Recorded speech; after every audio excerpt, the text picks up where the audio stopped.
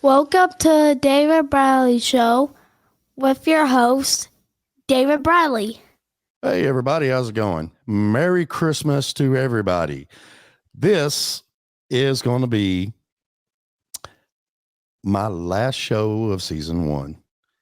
And who better to have on the show than a girl that I've been trying to get on the show? But we are so far apart, we finally agreed to doing a StreamYard. So this is going to be fun. And please, everybody, welcome Miss Kayla McKinney.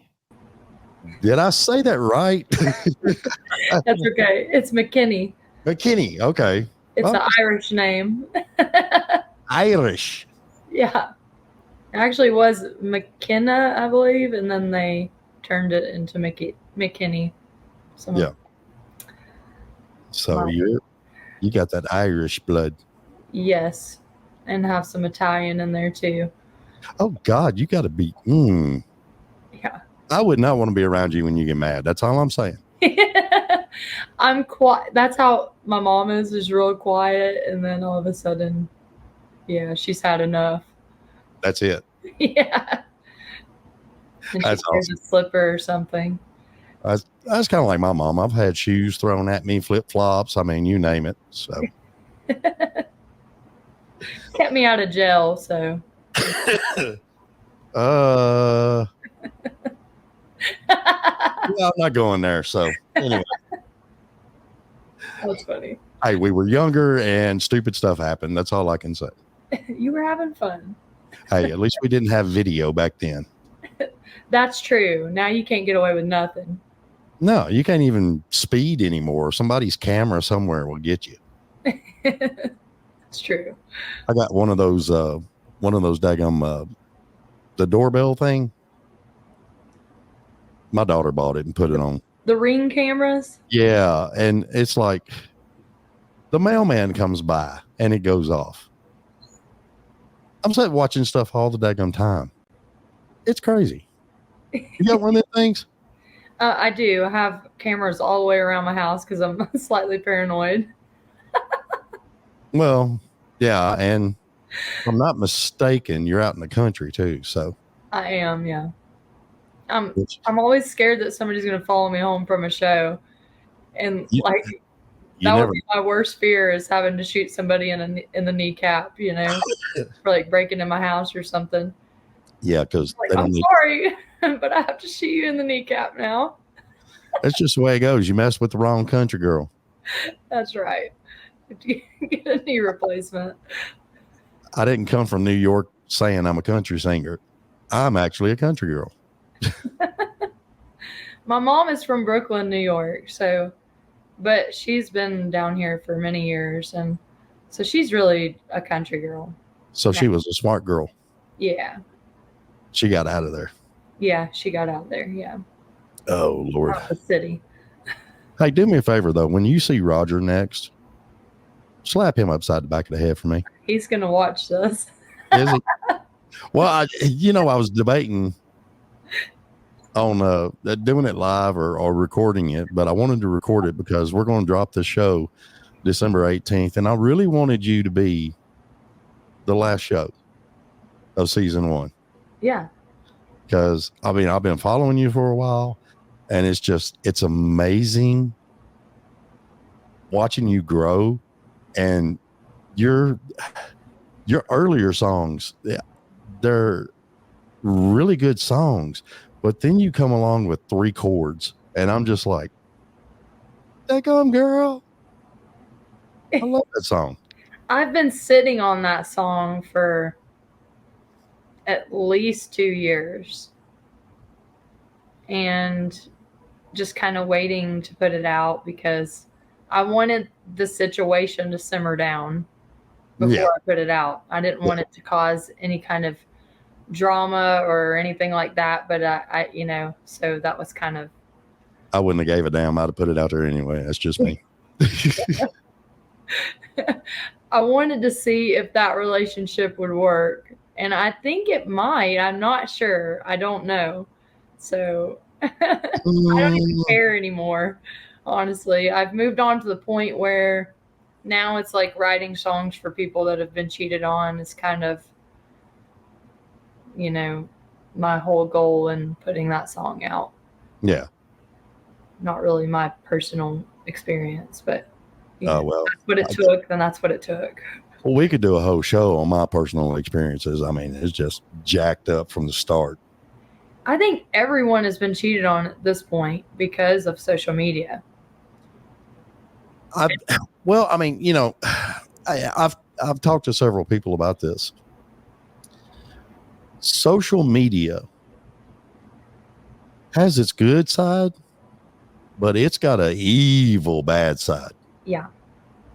I mean, it is too easy to swipe left, swipe right. Next thing you know, you're in bed. You know, I mean, it's just, Exactly. It's made it too easy on everything.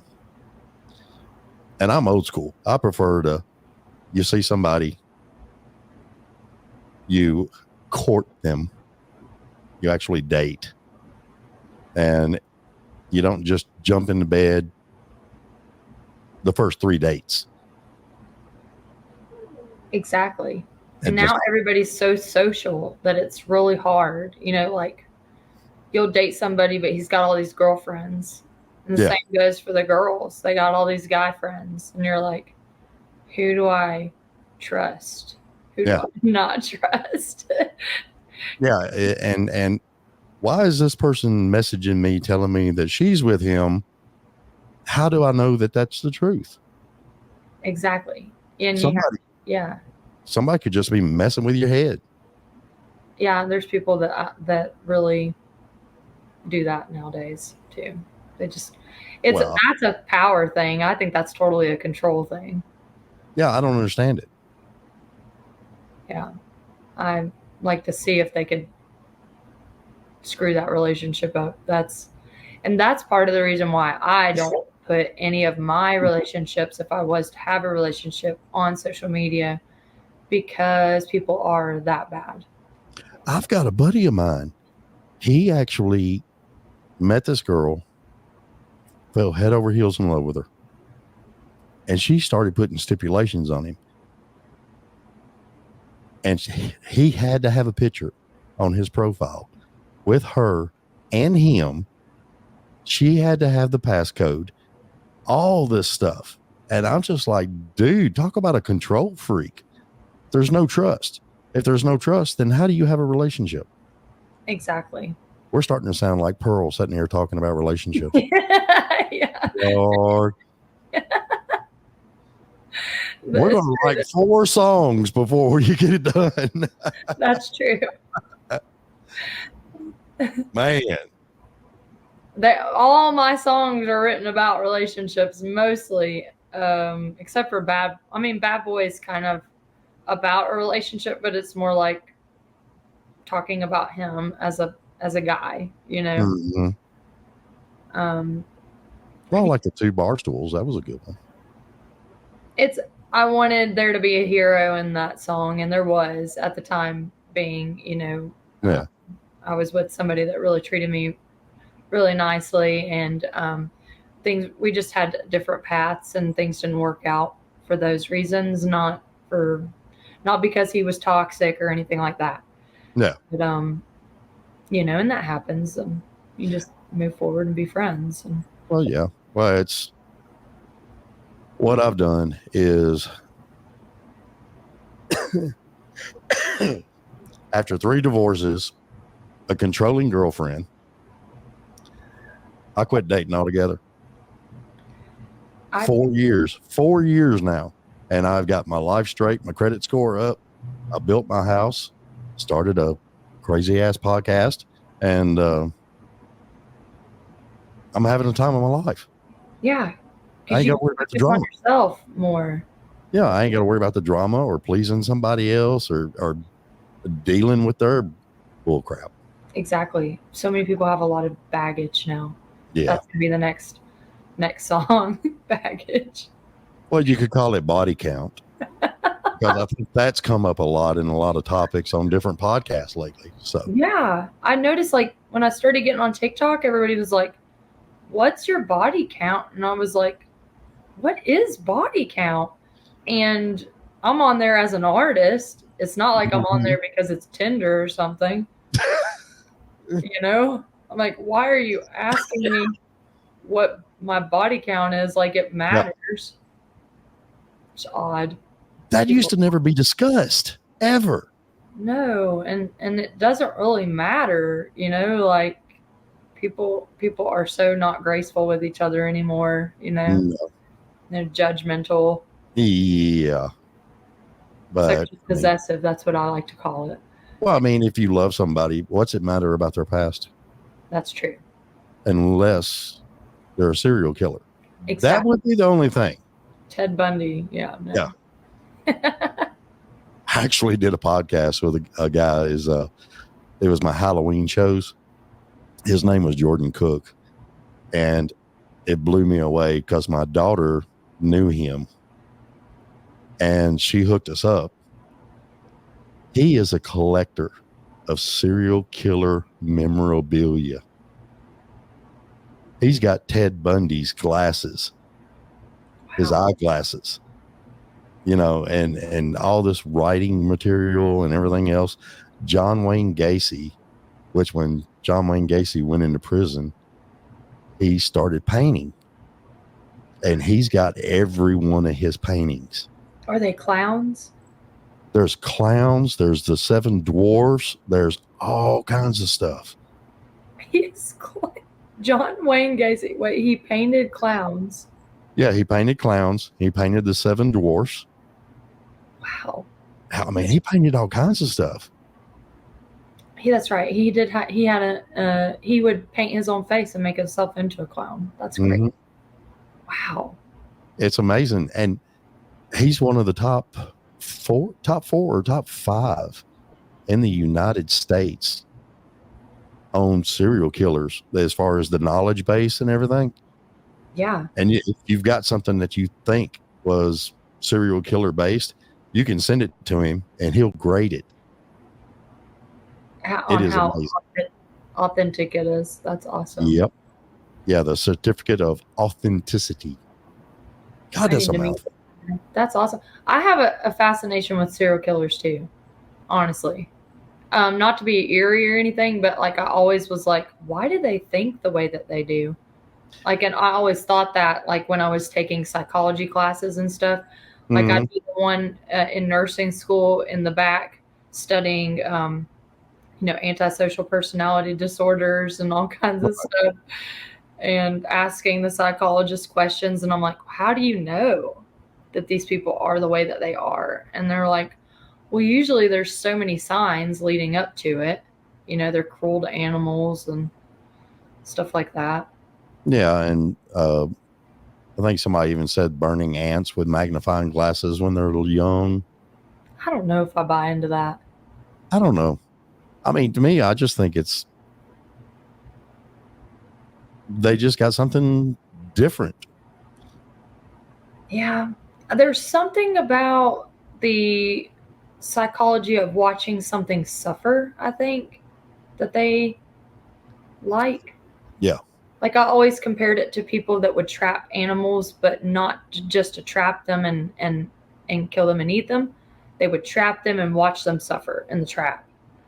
Well, see, I think that plays into the whole control thing. Yeah. Mm-hmm. Those people are wackos. Yeah, pretty much.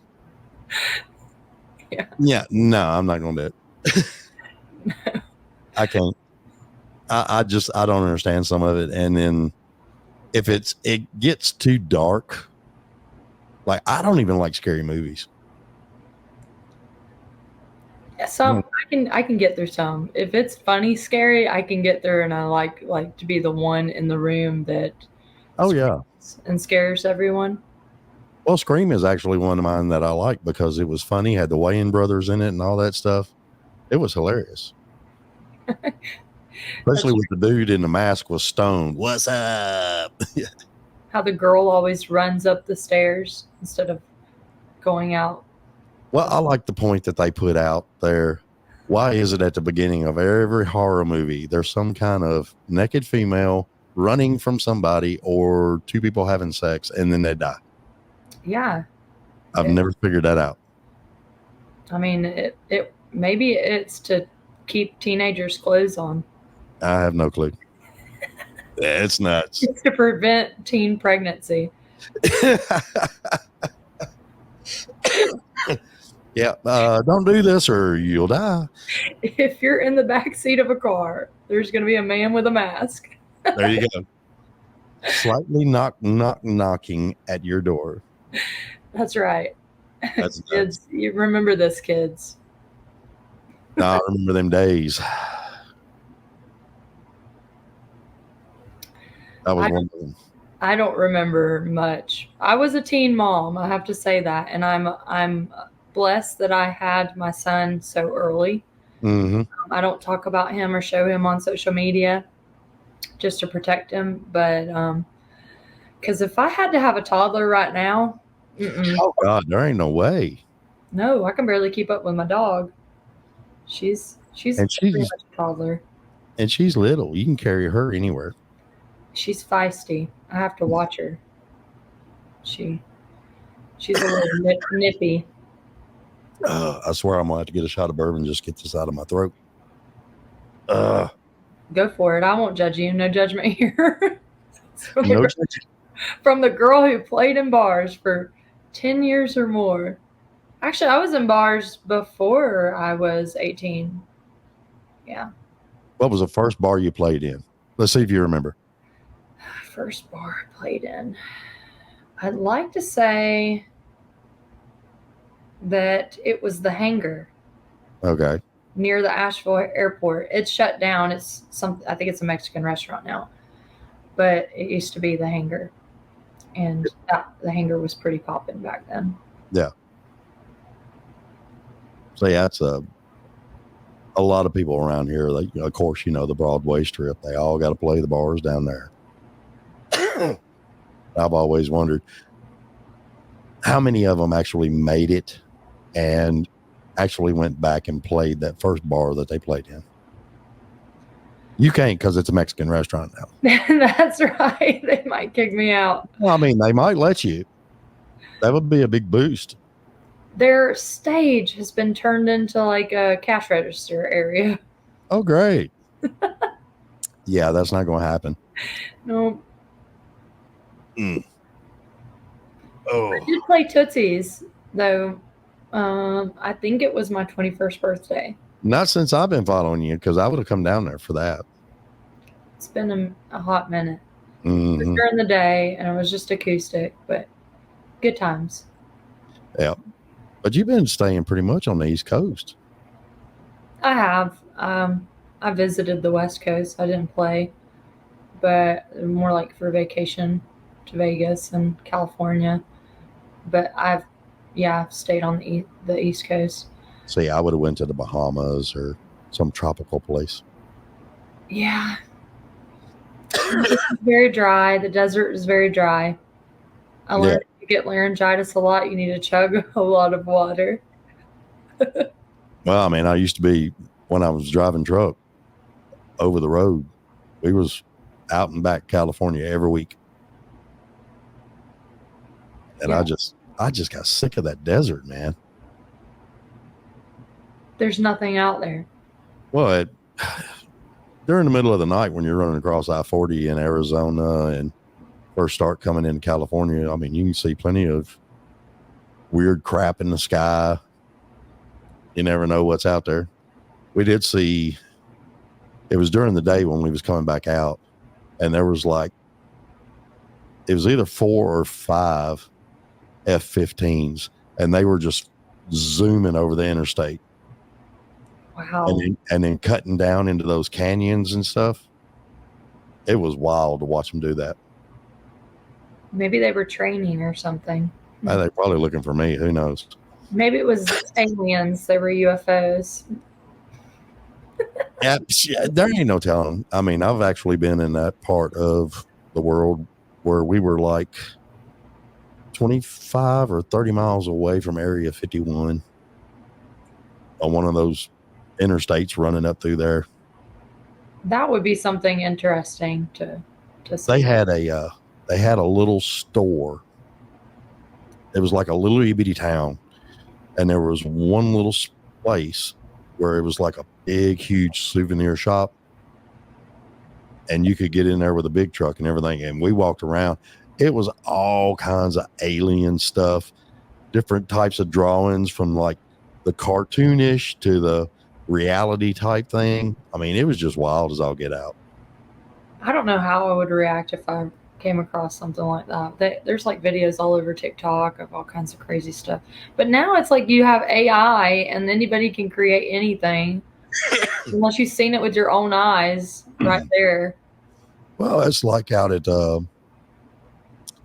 what's that thing called in Vegas now? The Sphere or whatever. The Sphere, yeah. They're It's doing some eye wild. on it. It's crazy looking. That's where you need to play. I did see it from the hotel that I was staying in. It is pretty cool to watch, especially if you've drank a little bit of moonshine. Just a little bit. You just kind of stare at it. Yeah, I remember them days. They're like dazed, and well, I mean, I've seen it on Facebook and stuff, and I'm just like, wow. It is beautiful. I couldn't believe the stuff they're doing with that thing. I don't know what they're doing with it. I have no idea. Well, I mean, it's a venue on the inside, isn't it? Oh, I had no idea. I just seen it from my hotel room. I had no idea that they do shows, I guess. Cool. Yeah. Yeah, because I think it was like, I can't remember what band it was, but they had like a made intro for the band. Mm-hmm. The Sphere was like opening up. Wow. Around the back side of the stage, and it was cool looking as all get out. Huh. We'll have to sit here and play on TikTok now and see all the stuff that they do. Yeah, I mean, you can catch a flight and like from Asheville, from our airport, you can get to Vegas in like 3.5 hours, I think. Yeah. Yeah, I ain't ever lost nothing out there though. I don't need that. I don't know. We went through there so many times with the big truck and everything, and I didn't care nothing about it. Yeah. Too many people. You've seen it. Yeah, that's about it. It's too noisy for me. I like the country. I like the mountains and where the Smoky Mountains. Well, I mean, glad to come back home, and the people here are so much different. Mm-hmm. Not knocking the people in Vegas, but everything is so fast paced out there that it's almost like I relate it to the equivalency of like growing up in a household of 13 children. Yeah. Like, you better get your plate, or else all the food's going to be gone. And that's exactly how everybody's surviving out there in Vegas. Like they drive nuts. They're mean to each other. And they're moving here. Yeah, and they're moving here, and they want to drive like that when they get out here, and we're like, yeah, no, you don't honk at an old country boy. He will get out of his truck and tell you what's up, Pretty much, yeah.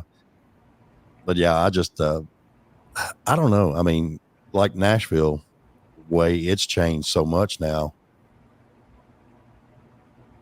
I was born and raised down there. Not far from downtown Nashville. I could get on the city bus and be downtown Nashville in like 15, 20 minutes. Oh, wow. And when I decided to build my own house, I said, Portland, Tennessee, let's go, baby. There's no Walmart. We got a Food Line. I love Food Line. I love Food Line too. But it's not a big place. It's not no big conglomerate stores, I think the only thing we got that's a big conglomerate is Planet Fitness. I like that. And it's just, we got the Strawberry Festival here. Every Saturday, we got a car club that meets on the main street and has a little car show for everybody. They have little bitty concerts every now and then, and it's cool as all get out. It's small and simple. Yeah, I like that. Yeah, and it's quiet. I mean, and I'm sure You could probably walk outside and count almost every star up there. That's what I loved about here, because I can go out on my back porch and just build a bonfire if I want to, and I can sit and actually see the stars again. That's nice. Yeah, I miss that. That peace, that quiet. Yeah. With the city, you don't get that. Yeah, it's constant. I never could understand why people would want to move to a big city with a bunch of freaking people. I've never figured that out.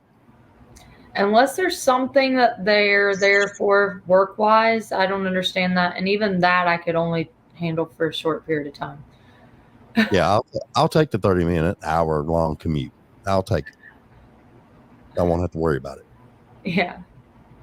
Because then I can listen when I want to on the radio. I ain't got to worry about it. So do you ever go like Broadway or anything like that down in Nashville? Or I got out of the music industry in 2008. And of course, after the divorce and I got straight and everything, got my life sorted out, started the podcast. And one of the things I did, and this is the God's honest truth, I had not set foot in Nashville, downtown Nashville, since 2008. This year, I went down there because I was doing the podcast stuff, and I actually hooked up with a studio, Nash Fox Studio. They were gracious enough to let me use one of the studios so I could set up during CMA Fest, and I had 14 shows in 2 days. damn, Upstairs at Nash Fox. that's a lot. Yeah. Well, I mean, I had, I'm not going to name drop a lot, but Clayton Q came out. Him and his band came out. They surprised me. They wasn't even on the docket. Surprise. Hey, we heard you're doing it. First thing he said was, "Hi, I'm Clayton Q." And I'm like, holy crap, he sounds like Johnny Cash. That's funny. It was hilarious. But they got a big kick out of it. Wade Jennings was on. He came on. Him and Sam Lowe came over. And we just had a good old time. That's what it's all about. Well, I mean, that's what I want it to be about. I want people to get more back to the music and the camaraderie. Because when I was doing lights and sound, there was one time I had 2 soundboards going, and it took a 1-foot-long cord, a patch cable cord, to screw up one of the shows. And I was stuck. And a buddy of mine, I called him, and he was 45 minutes away. My show started in 1 hour. Oh no. And he drove from his show, put an intern in charge of it, drove from his show over to me and brung me that 1 patch cable, and didn't charge me for it, didn't want gas money, nothing. And that's the way it used to be. Yeah. Real friends helping each other out like a community. Yeah, and that's what it should be. Nowadays, it's more stab each other in the back and, hey, I heard this venue was booking for this night, and the next thing you know, your buddy beat you over there and laughing about it. It's awful, is it not? It's awful. People are so sadistic now. But God sees what they do, and he has a great way of turning things around. Oh yeah. Well, it's, I've prayed about this show a lot, and for some odd reason, people like it. They like feeling at home and the authenticity. Yeah. Yeah, like I was telling you earlier. Yeah. That's what shoulder I'm on. I always get backwards on these cameras. Me too. I'm like, that's my deep freeze. Or the kitchen. Right now, I feel like I'm moving the other direction. Yeah, I know. It's weird, isn't it? It is. It's totally weird. And when you got 3 cameras to play with. See, I got 3 cameras I can play with. Yay. But yeah, it drives you nuts.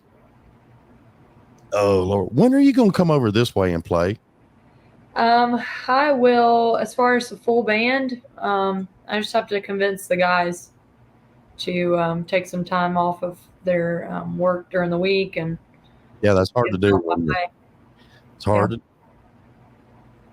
That's I still drive truck, moving trailers around on a yard dog. Mm-hmm. So it's hard for me to get away for the week. Got to pay the bills. Yeah, the bills. So I'm gonna tell them, save up. This is your Nashville fund. You save up. You know. Yeah. I'll tell them, don't hide this money from your wife. Just tell them to tell their wife to save up. That's right. Because, actually, I might have to go to their wives and be like, listen, you need to hide this from them. Because we're going to Nashville. We're going to play somewhere. That's right. What are you doing? I just, that's been the biggest thing for me is travel, Yeah. And I think that's where social media has become my biggest tool in utilizing me to be able to travel. Getting my name out to places where I can't physically be at or afford to be at the moment in time. Yeah. Because, gosh, it's hotels and food and a tour bus is expensive. Yeah. A lot of the bigger artists are renting tour buses because they don't want to pay for, a tour bus. Well, I mean, if you buy just a plain Jane tour bus, you're looking at $1 million too. Oh gosh, yeah. You would have to sign a label unless you had major sponsors, But I think a lot of people are actually doing that now because me and Jay Edwards was talking about that the other night. He was on my first Christmas show. But we were talking about how with all the social media and everything that's going on, only thing an artist actually needs is an IT tech. If you got somebody that can do your social, promote you, do all this stuff for you, it makes it a whole lot easier. yeah. And then if you got a good manager, the manager is taking care of the important stuff and getting you out there and getting the deals. What do you need a label for? Exactly. Because they're going to try and take 75% right off top. I mean, yeah. I mean, the only thing that you would need a label for is if it blows up so big that you can't afford, it would be like a bank loan at that point in time. Yeah. You know what I mean? Like you would just be like, okay, well, I don't have the upfront money to buy a bus, but I know that I can make $100,000 back in 2 months, or something like that based on my numbers now. Right. And so I think that's why people are signing right out of the gate after they go viral. Cause, but what kind of deal they're signing, I don't know. That's I don't know. See, now I wish Jelly Roll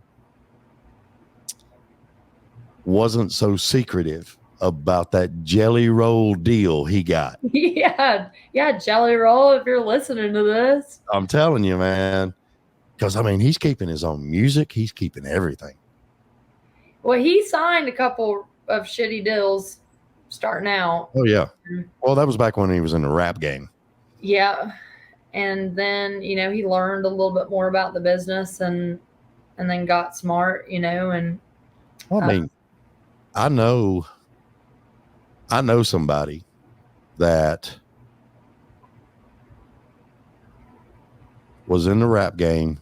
They were doing really, really good. They were playing shows everywhere, and they had signed with these people. And these people robbed his butt blind. I mean, after like 15 years or something like that, I think he's finally just now getting his music rights back. That's awful. It's so awful to do an artist, a songwriter like that because they put everything into what they did, I mean, I get it. Everybody wants a piece of the pie, but it needs to be if that artist is paying their dues, it's got to be a collaborative Mhm. thing, Yeah, it really does. Because I mean, and that's, being in the industry for as long as I have, I've seen all that over the years. I mean, it's just, I told one young artist, I mean, she's like really green coming in.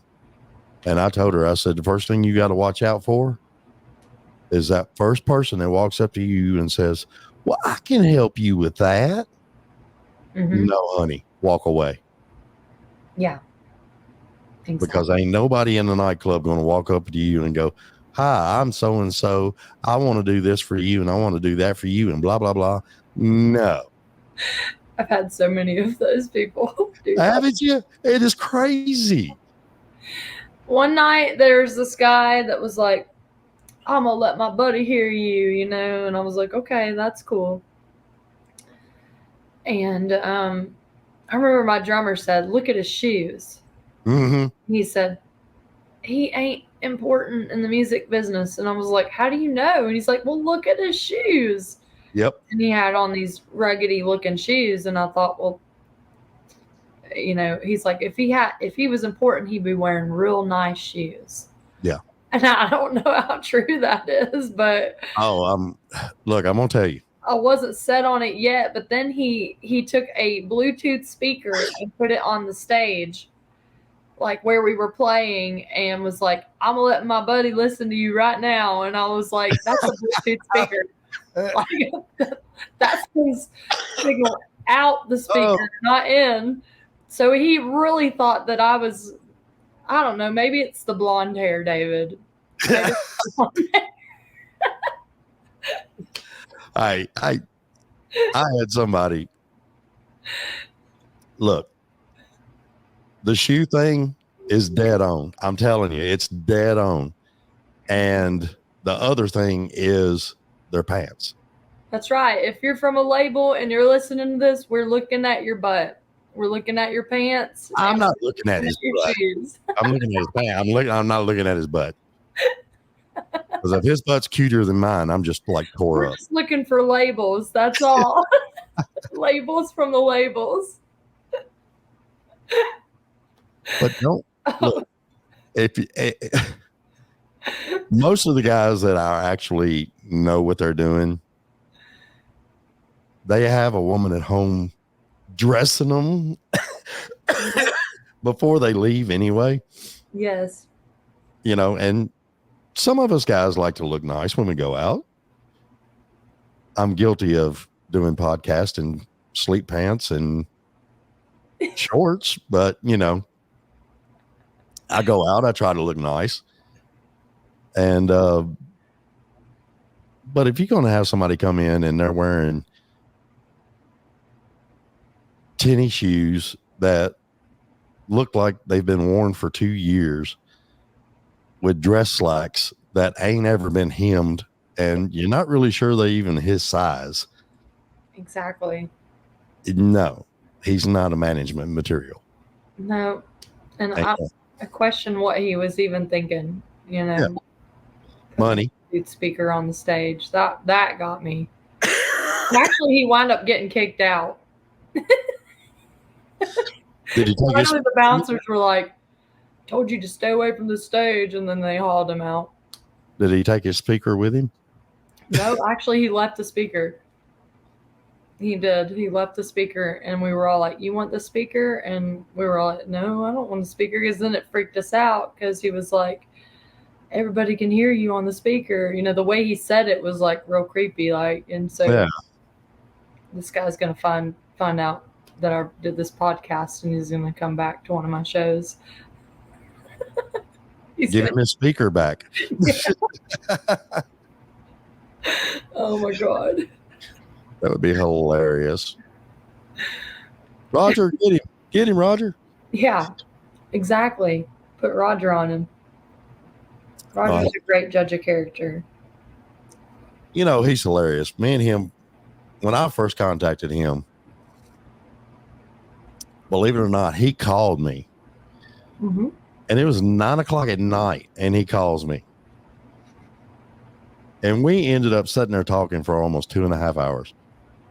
Roger is awesome. He is very personable, and He's a because he great- works on radio, he just loves to get to know people. Yeah.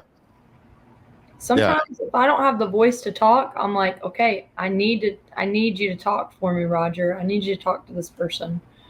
And he'll call him up. Because I've had so many shows. It's not a voice injury. I've just had back to back to back shows.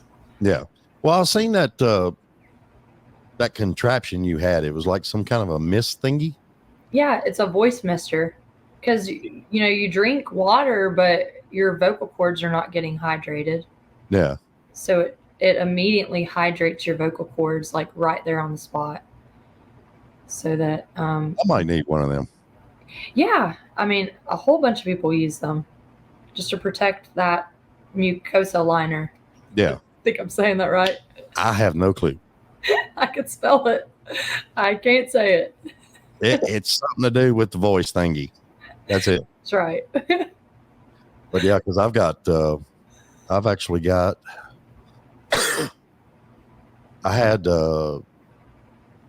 Freedom Jam. I did the MC work out there for Lake Wapapella, and it's like an 8-hour show. And I'm out there in between each artist, while change out and everything. Mm-hmm. And towards the end of the night, I was like, oh my God, Yeah. And So I might trying have to to- project and hear yourself.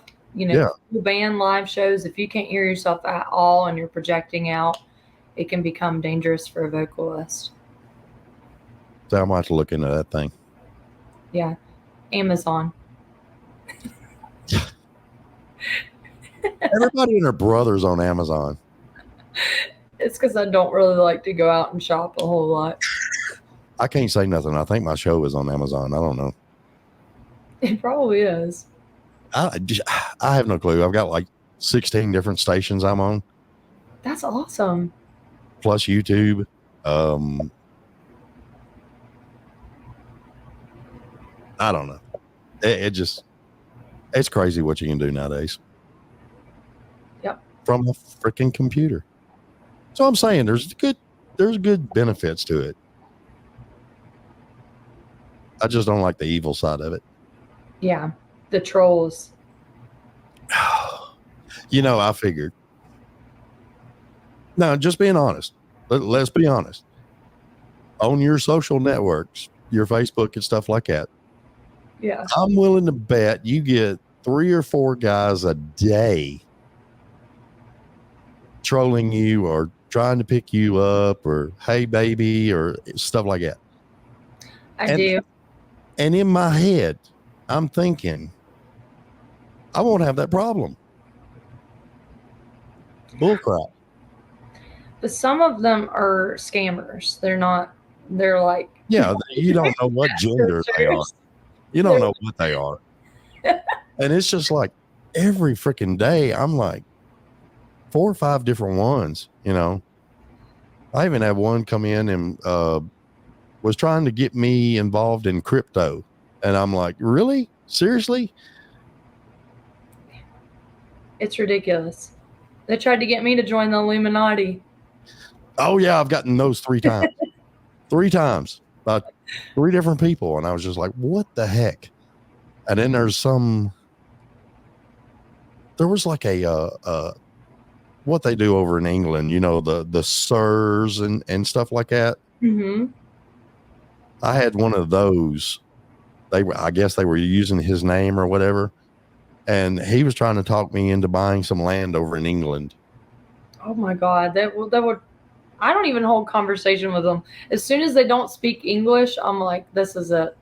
That's what I'm saying. It's the little telltales because it's always broken English or it's not pronounced or excuse me, worded properly. Mm-hmm. It's always screwed up. They always start their conversation with "Hello, dear," Mm-hmm. and they always tell you that they're widowed, Yeah. and then they send you some other guy's picture that's in the army. He's like built and jacked up and masculine, and Yeah. I've gotten 3 females that were in the Army. What? 3 females that were in the Army. And the whoever it was got mad because I had a friend of mine. He's been in the Army ever since he got out of high school. And I'm texting him and I said, dude, what's her rank? Yeah, And just need some background. He's like, send me a picture. So I sent him a picture. And he said, Lieutenant Colonel. So I said, you want to have some fun? And he said, sure. So I kept him on text and she was sending me stuff and I started calling her out on it. Good for you. And she was, she texted something about, I'm over in Afghanistan and I can't really talk about a whole lot, blah, blah, blah. And he knew what base. That's insane. He knew her rank. He knew everything. And I kept going, oh, so you're in blah, blah, blah, blah. Well, how did you know that? Well, you know, you're a lieutenant colonel, figure it out. Exactly. And she was just, yeah. And it was just, so it was probably some Indian guy somewhere. I don't know. Yeah, probably. I'm not sure. I mean, I really wished I could do what some of those guys do. They rob people and then they feel bad about it. No, it's the scammer people, the ones that actually go after the scammers. Oh, yeah. Have you seen some of that stuff? I've seen some of those on TikTok. There's one of my favorite ones on TikTok. He holds conversations with them and he pretends that he's like a little old lady that's helpless, and he pretends that he's like he's like, hold on, my dog's throwing up, you know, like, and he keeps them on the line forever, and he's like over there pretending that he's throwing up, you know, and making all kinds of weird noises, and we'll just be like cracking up in the chat, you know. Oh yeah. Oh, it's so entertaining. The one I liked was I can't remember which one it was, but he actually hacked the computer of the hacker. Oh, yeah. And got into their webcam and all that stuff. That was hilarious. That dude was freaking out, man. I bet he was. I love that crap. Dishing it out. Well, I mean, if you're going to start something. That's right. Finish it. That's why I wrote songs about all my exes. That don't live in Texas. I'm not a serial dater, I swear. Wait a minute, was that another hook? A serial dater, yeah. Serial dater. Yeah, instead of she's a man eater, she's a serial dater. Yeah. I don't know. I could go with so many things on that. Get the whiteboard. Let's get started.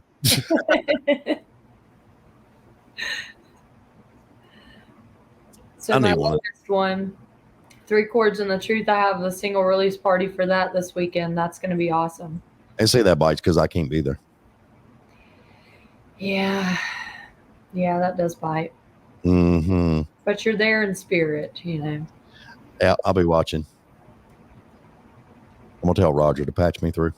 Roger will be there, so he'll be taking pictures and probably videos and all that stuff too. No. He doesn't make it out to the shows very often, but when he does, there is a camera in his hands. Well, yeah. You got to cover it. There's always a dog in my look at her face. He looks so perturbed, like, Mom, come on. Really? She's so over it. There's always a camera in her face. Mm-hmm. Always Snapchatting her. Oh, little puppy kisses. She's like, get me away from here. I don't know this guy. She needs her nails clipped right now really bad, and she hates it. So. Well, that's okay. I was doing my first Christmas show, and we were close to the end of it, and I had a cat almost knock over one of my cameras because they were fighting. They're fighting in the background. Yep. I had my daughter has 2 cats, Freya, and she's a Highland cat. They're the ones that's got the real cute ears, stubby tail, and extra digits on the. They actually have 5 on the front paws. Well, They can open doors and pick up stuff and do all kinds of crap. that's awesome. No, it's weird. It's like you walk into a bathroom and you see a cat going, "Hey, what's going on?" Because you just opened the door on you. That's Yeah, awesome. just open the door. It's crazy. But she does all kinds of stupid stuff. She's an idiot is what she is. And then she's got just a regular plain Jane black one. Just a normal cat, I guess. Well, it's not really normal. It's kind of fat now, but they get along, but every now and then the younger one will kind of just reach out and grab the black one, and then it's on like Donkey Kong. Wow. Yeah, I know. Start some shit. Yeah. Am I allowed to cuss on this? I didn't know. Honey, it's my show. You can do whatever you want.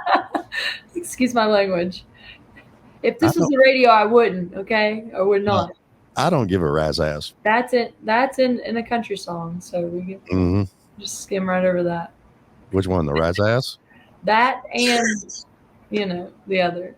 Yeah, that other Country songs. Hey, whatever Roger lets you get by with, you can do it. Because I trust that man's judgment. He does advise me not to use language, and I agree with him on that. I shouldn't. Well, I have my executive assistant and my producer advise me a lot about how I talk and some of the language that I've used before. So I try to cut back on like F-bombs and, like the really abrasive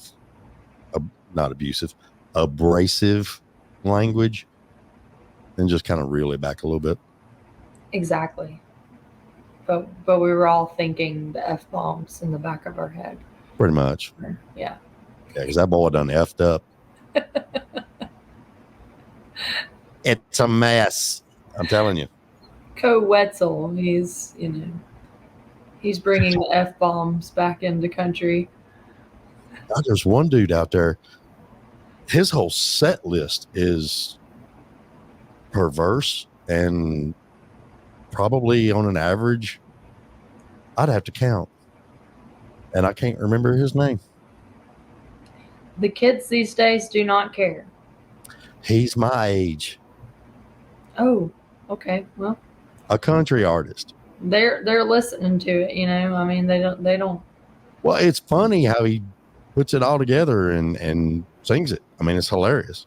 There's some pretty perverse artists now. I can't say their names, but yeah. Yeah, I don't either. Now, if they want to give me a ton of money, then I'll talk about them all day long. I don't care. They are. I will say that their songs are funny. Yeah, they're like along the lines of Rodney Carrington, funny. Yeah, and are they going to change lives? I'm not so sure about that, but no. But and say I really liked Rodney when he was running around with Toby and all that stuff that they were doing, and I mean, Rodney was kicking butt. But this last special I seen, I was just like, dude, what happened? He's going through some things, you could tell. Yeah. Well, I mean, he got divorced. Yeah. Takes a huge hit on. And he got psychologically, yeah.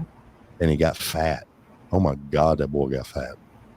I mean, he still could have gotten away with that. We like fat and funny. Fluffy. That's right. Fluffy. Because I'm fluffy. That's right. Oh yeah. Oh God. Where are you playing? Where are you playing the release party at? Harrah's Cherokee Casino. I want to go there. It's nice. I don't even gamble. Me either. I've gambled one time in my life. My mom gave me $100. I won $500. Put it all in my pocket and said, I'm done. I would gamble if I knew how to gamble. I would at least try it. It's the slot machines. I don't even know what I'm doing on a slot machine. It's like playing a video game for me. I have no idea. I'm just waiting for somebody to shoot and kill me. Yeah, pretty much. Well, that was a fun 3 seconds. Yeah. Like I remember, the video game. What do you do My for son, totally obliterated me. What do you do for fun? Okay, say you stepped away from your home, you got through doing a show, all this other stuff. What's the one thing that just puts your mind at ease and relaxes you right when you get there? The one thing here at home. Mm-hmm.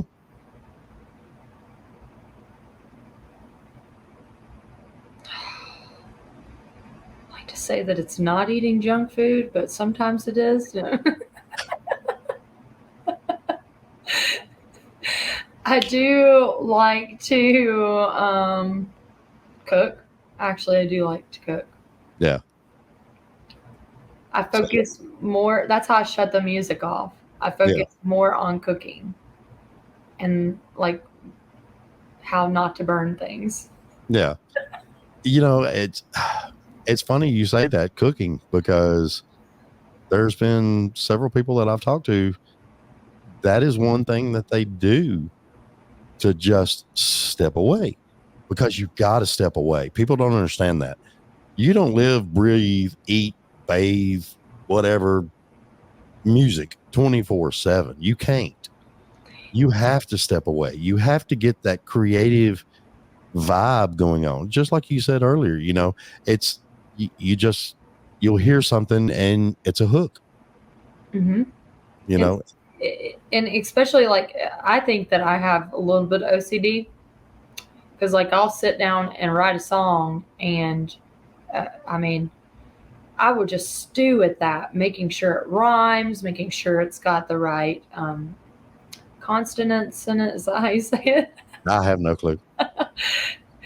But making sure it makes sense, and that it's going to be vocally powerful, and all these things are going through my brain all at one time, and then eventually my stomach's like, okay, you got to eat something. Like you got to drink some water here, Kayla. And so as a songwriter, you never shut that off, and once it's clicked on, it's really hard to find balance. And so yeah, cooking is the one thing that I would say that I can step into the kitchen and it be all about the food, and then I can just kind of turn the music off that I hear in my mind. Yeah. And that's a really nice place to be, and I'm still creating something that people are going to enjoy, because that's like the validation that you get from a songwriter. That's what you're looking for. So they say that songwriters are like people that just want to be loved. They want to be admired, and that's deeply rooted in them from the time that they're young. Yeah. And many of them are broken. They're just, so that's what created us to be who we are, Yeah. So I don't know what it is with me. I'm just screwed up in the head, maybe. I don't know. We all are screwed up in the head. Well, like I said earlier, I got that crud stuff, and I hadn't really done a whole lot of shows or anything because my voice was like all over the freaking place. And 5 weeks, I think it was 5 weeks, I didn't do a show. And honestly, I kind of enjoyed that little bit of a break. Yeah. Because when you're going at it and going at it and going at it, it can need a break. Well, first year, you got to go at it. You got to hit it. You got to hit it hard. Mm-hmm. But I was going to bed at 11 o'clock, and I was getting up at 4 o'clock to do the day job. Living on my phone, trying to find artists, all this other stuff. And now I'm getting where I ain't going to do that so much. Yeah. I don't have to beg anymore. You're reaping the benefits, seeing the numbers and seeing Yeah. the algorithms grow, all of that. Yeah. I mean, and I remember on the podcast side, when I hit 1,000 podcast downloads, dude, I was jumping for joy. That's awesome. And then, well, I mean, the big thing that was like, it was almost equivalent to walking in the circle at the Grand Ole Opry when I got that letter for the CMA member, because I had broken down walls and I had done things, and it just, I'll be honest with you, I was on the phone with the girl that helps me, my executive assistant, Julie. I was on the phone with her. I was at the gas station. I was shaking. I was celebrating. I was screaming at the top of my lungs. But I couldn't drive. I knew I couldn't drive because I was just, my emotions were all over the place. That's awesome.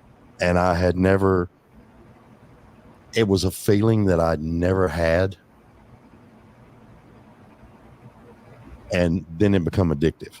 And then I wanted to break down more walls, and I wanted to do this, and I wanted to help as much as I could. And I've had people ask me, you know, what are you going to do if Garth Brooks wants to be on your show?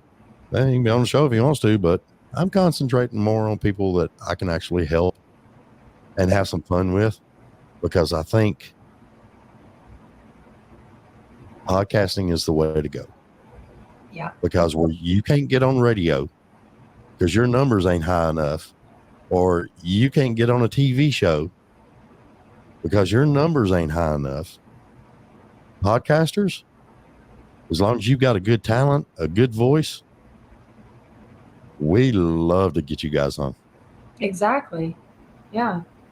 And if you got great stories, that helps. I love the great stories. I have a lot of barroom stories. Well, I mean, the story I got for you is the one thing that fascinated me about you that made me contact Roger, and you're going to laugh when I tell you this, but I'd listened to some of your music, and you had that big brim hat on, and I rolled my eyes and went, oh God. But anyway. Another cowboy hat. Had to be in the trending, you know? Yeah. But you was hooking up the trailer to the back of your Toyota. Yeah. I could really, I can hitch a trailer. You hitched the trailer, and then there was a couple of other ones later where you was on the road and you could see the trailer behind you. And I was like, you don't see many women doing the leg work like that. Mm-mm. You know, I run my own PA and all that stuff too. That's what I'm saying. And that impressed me. I love that. And that's why I brought that story up, because I want people to understand it ain't all about walking up on the stage, grabbing a microphone and singing. You got to put in the legwork. You got to carry the amps. You got to carry this, that, everything else. And there's at least 2 to 3 hour setup time before you even hit stage. Oh man, you know, I never would want to discourage a little one that wants to do this, because now we live in a time period where you're able to do it, you know, because of social media. But it is very hard. There's a lot of physical work that goes into what we do. You know, 3 hour shows. I will be so glad when I can get a 90-minute show, you know, and I'm like, yes, I've made it to a 90-minute show, you know. I mean, you know, you could do it. It's coming. Well, I mean, what are you doing right now? Are you doing a mixture? Sometimes, yeah, it's a mixture. Some of the private shows are 2 hours, but it's very rare to get a 90-minute show unless I do have an opener. If it's like a festival or something like that, I will get a 90-minute show.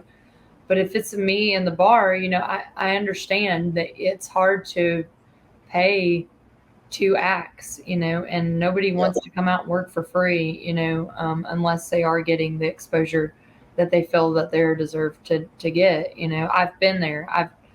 It's hard to make a living and put food on the table just being an opener. Yeah, it really is. So I wish they would do away with the tip jar thing and actually pay people what they're worth. it's hard. It's hard. And now you got certain states that are taxing music venues. Oh yeah. Like South Carolina is one of those where they're taxing music venues and they're making it really hard for them to keep bands in their venues. Yeah. See, I don't understand that. I mean, it's like downtown Nashville. Downtown Nashville, back when I was growing up, that's where artists went to do their original material. Nowadays, it's hard to get an artist to do original material down there because the bar is going to tell them stop. Mm-hmm. Yeah, that's true. Play what the people want to hear, and you got so many of them that the band don't make no money unless it hits the tip jar. Yeah. And they're ripping bands off, and I don't like it. It is. It's awful. It's a. See, I don't care. Dog. See, I don't care. They can jump my butt all they want to. Fair is fair. Yeah. You know what I'm saying? Mm-hmm. That's why I try to meet them. I try to compromise to what I can do. I try to do a 50-50, do party songs that people can sing along with. And then I slide my original stuff in there, Yeah. But I want them to hear my stuff on social media first. I want them to know me based on social media and my streams, and just based on the way that I write. I want them to know me by my songs before I even get on stage in that area. That's my goal as an artist. And I think if you can accomplish that, you have the upper hand when you hit that stage.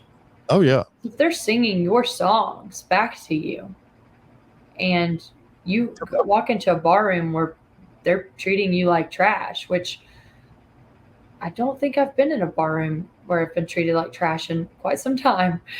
But if that happens, it's kind of like that moment in Selena where she goes in to buy that dress and the woman's like, you can afford this dress, Yeah, but then you got Beth come in, Yeah. Yeah, exactly. Then you get to really be like, well, do you kind of know who I am? Do you know who I hate to be like that, but that's really, how it goes. It's like, if you're bringing the people in, they can't really go, what are you playing? Yeah. Oh, definitely. I mean, it's one of those things, man. And I would tell you, all the venues that I play at now, they really support songwriters and artists. Mm-hmm. And so I think it's just a bandwagon that people are really going to have to jump on, because if we don't jump on it, we're not going to have as many new songs out here. It's going to be the same old stuff. And same old situation. Yeah. We cannot discourage songwriters from writing songs, because imagine what life would be like if we just had the same old songs. Oh, yeah. And exactly. It would just be pretty boring. So that's what I just wish that a lot of people would do, is just get back to doing their original stuff, and people actually loving their original stuff. I mean, you put so much time and your heart and your feelings and everything into the song, man. I mean, you're not making money off somebody else's song. No, it's a gift to be a songwriter. It's not for people that think it's easy to write a song. I challenge them to write a song. Well, I think that's why they have so many writer rounds. You have so many people, I remember back in the day, of course, I was, in the hair metal back then, but the songs were wrote, and it was like one or two members of the band, and they would write all the songs, and the music and everything. And it's kind of rare to find somebody that actually writes by themselves. It is. I do get a lot of offers to co-write, and I do want to take up on those offers, but my schedule's been so busy, and so that's kind of hard to do. I need to try to do some of that long distance, kind of like what we're doing right now. Well, yeah, you StreamYard it. But for me, I like to take my time on a song, and I may write it and then rewrite parts of it, listen to it, and I can have a melody in my head. I can hear where the vocals need to go. And so that's kind of like, how do I include somebody else in that until it's time to actually put the chords to it? Yeah. And when it's time to put the chords to it, that's when that's going to take several hours trying to make sure you get the bridge built up right. You got a good, nice tempo to it, whatever tempo you want to put to it that fits the essence of the song. The chords have to fit the emotion of the song. Mm-hmm. All of those things going in the composition. Yeah. And then getting it in the right key, so it's, a lot of people go, if they want to co-write with me, I go, send me what you've already wrote. Yeah. And I like to listen to that. And and not to be that I'm the best songwriter. I'm a baby songwriter compared to most. But, well, I'm not kissing butt when I say this, but I've listened to everything that you've got out right now. And you're on one hell of a path. I can see you're going to pop out a hit real soon. And some of them that you've already wrote, I don't understand why a couple of them aren't a hit right now. I think honestly, when I put them out, it was just for me to be able to transition into being an artist from being a cover band. And I wasn't looking at algorithms or streams or any of that stuff. I wasn't promoting them properly. Yeah. My band was like, wait, we're not playing all covers now? Like, that. And then when they seen people singing my songs, it was like, oh, wow, like this is really happening. Like I had to make people believe this is what's happening. Mm-hmm. And now they're believers for sure. But that transition was very interesting to take place because a lot of people can go, well, I'm going to be a national recording artist, or I'm going to be this, or I'm going to be that. And they don't stick with it. They don't continue to pop out songs and continue to grow. And I just knew that this was going to be what I wanted to do. It's what I enjoy doing. And so this is what I want to do, Yeah. And you're damn good at it. I'm just saying, because I listen to a lot of people's stuff, and you can just tell, you can hear it. To me, when you can actually not only hear that song, but you can feel it. Yes. You can relate to it. There are so many, and I'm not talking bad about them. I'm just pointing out the obvious.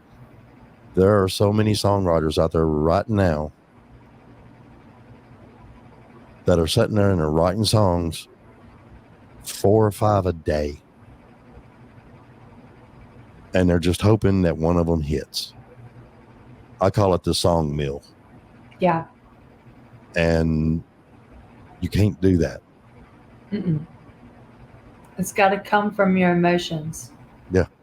And, we can only carry so many emotions during what's going on in our life. But the amazing thing that I found that I've kind of picked up on is I can look into other people's lives, my friends, and and listen to them talk and listen to them vent, and I can take that and make a story and make a song out of it. And it's not Yeah. even my song. It could be something that they're going through, and just put myself in their shoes. Oh, And really encase that emotion as an empathetic person. But that's a rarity too. Mm-hmm. A lot of people can't do that. So say you batting 1,000. It's a gift. It really is. And that's the gift I like. I mean, take a look at some of them. I mean, Steve Earle, Copperhead Road. You can't tell me that guy didn't live through some of that. Oh yeah. You know, I mean, just, I'm trying to think of another one. Black Dodge, that's for sure. Oh, yeah. Yeah. And there's so many of them back then. I mean, you know, even Waylon, you know, a lot of people I knew back then, they didn't understand the song Way More Blues. But I got it. Yeah. I understood it. It's allegoric. Yeah. I mean, hell, throw that crap together. It's like cover me up. Cover Yeah. me up. You know, Jason Isbell's Morgan Wallen redid the song. Cover Me Up is about him recovering from alcoholism. Yeah, which is a big thing now. Yeah. And saving his marriage in the process. Mm-hmm. Don't leave your boots by the bed. We ain't leaving this room. He's going through detox. You know. I tell you, the one song that I wished. I'm trying to remember. Luke Combs. It's the one where he's talking about she left and he played a scratch off, bought a 6-pack of beer, $20 in the gas tank. When it rains, it pours. Yeah, that's it.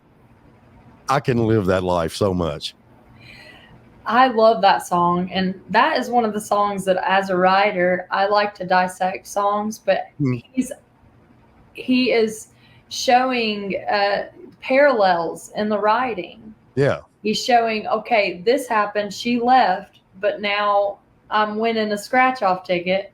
Yeah. You know, and so, and in the end, he's the hero. Yeah. Always in the end of the song. So well, that's why I said I can relate with it so much, because 3 divorces, I got my life straight. I'm doing things that I love to do. And now I'm doing things that I love to do that helps other people. And I've never been more happy in my life. it turns all the way around. Yep. Yeah, it does. And the only thing I did was thank you, God, every now and then. I appreciate it. It makes a difference. It makes really does. Acknowledging him and asking him if he listens. Yeah, sometimes begging, but yeah. Just keep me straight, man. Just keep me straight. It's crazy. I haven't been playing with angles. I ain't been. So you're supposed to be sitting right over there. I gotta give you a little bit. I gotta give you longer. You just can't see it. Yeah. I keep sinking down in this chair. I don't know. Maybe I'm gonna retire this little recliner in my living room. You still got the camouflage one?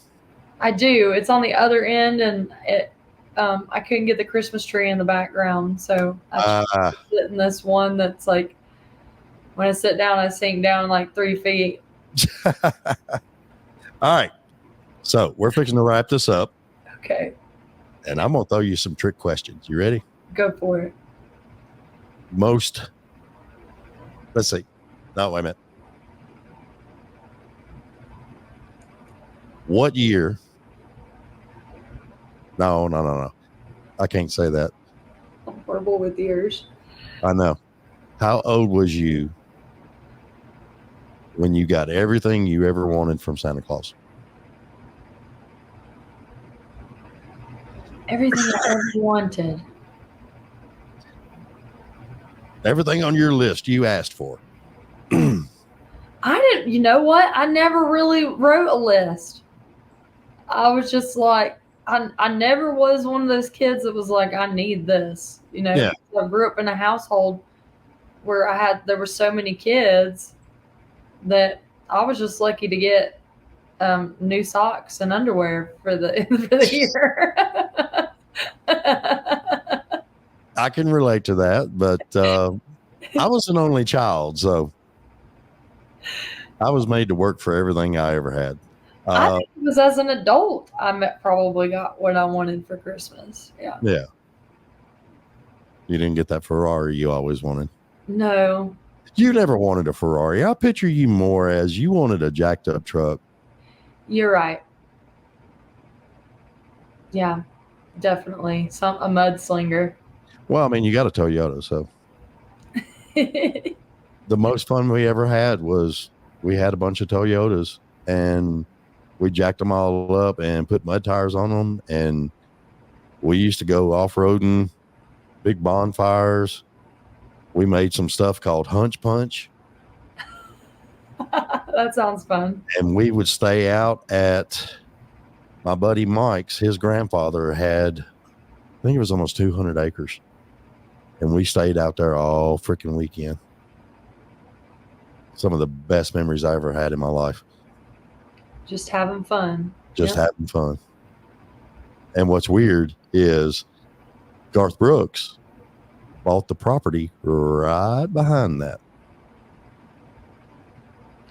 Wow. Yeah. And I'm like, holy crap. Okay. But we don't go out there anymore. We done got old. You can still go four-wheeling. Well, I mean, yeah, but we got to make sure it's an Escalade or something that got a better ride system on it, Honestly, that's why I haven't jacked my truck up, because on the highway, I can't stand that noise of some tires. Yeah. On the highway. I love it, like the back roads and stuff, but the highway, when you're traveling, it's like whoop, whoop, whoop, whoop in your ears, and that drives me nuts, So, okay, I'll help you with that. Okay. Buckshot mudders for the tires. They ride good and they don't roar. Okay. Now we need to be sponsored by Buckshot Mudders. And that's the weird part about it. I've got one sponsor, and that's Purity Milk. And they provide the beverages for the guest on the show. Oh, nice. And I didn't get to get one today. I haven't. You're going to have to drink 2 or 3 for me. Hydrate. Actually, they bring it up here by the case. So, but yeah, I haven't really been seeking out a whole lot of sponsors and stuff. I love to help businesses any way that I can, even if I believe in the product, I will, That's my thing. I've got to believe in the product. Mm-hmm.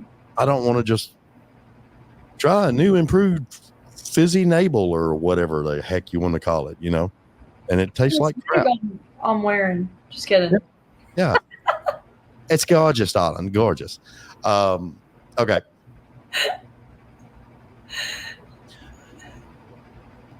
I got 2 more questions. Okay, go for it. Because it's getting late and us old people got to go to bed.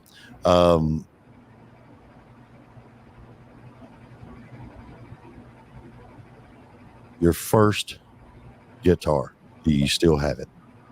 I do. What was it? It's a Gibson. My dad bought it for me. Awesome. So he knew you had a little inkling for some music, eh? Mm-hmm. But my brother can play anything with strings on it. Don't you hate people that do that? Yeah.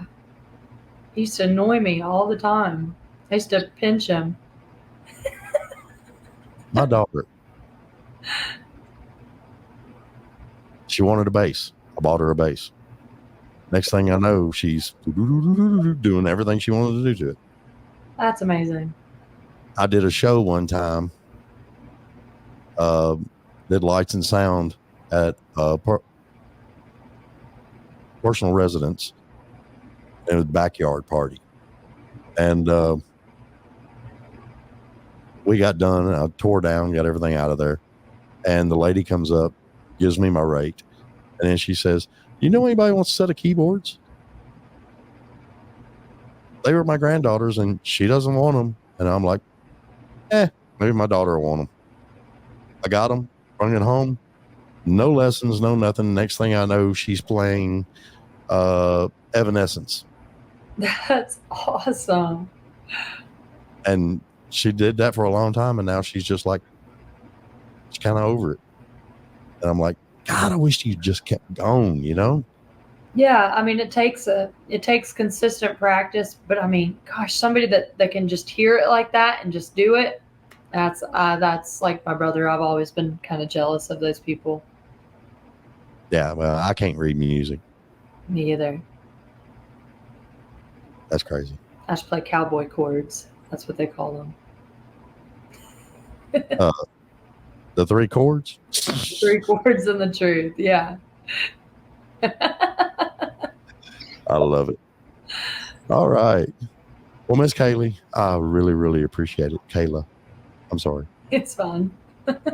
My hardest thing is names. I don't know why. Me too.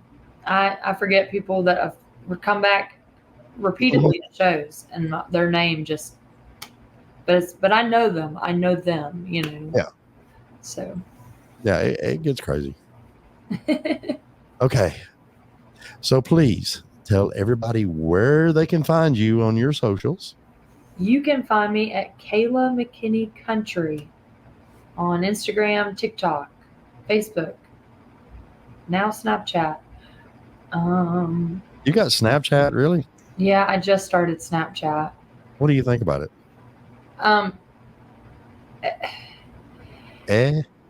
I don't like the thing where it erases everything, because like somebody can send you something and then like you don't get time to respond because maybe you're driving, and then you lose train of thought of what the conversation was about. Yeah, and then it just disappears. You can't get it back. You can't nothing.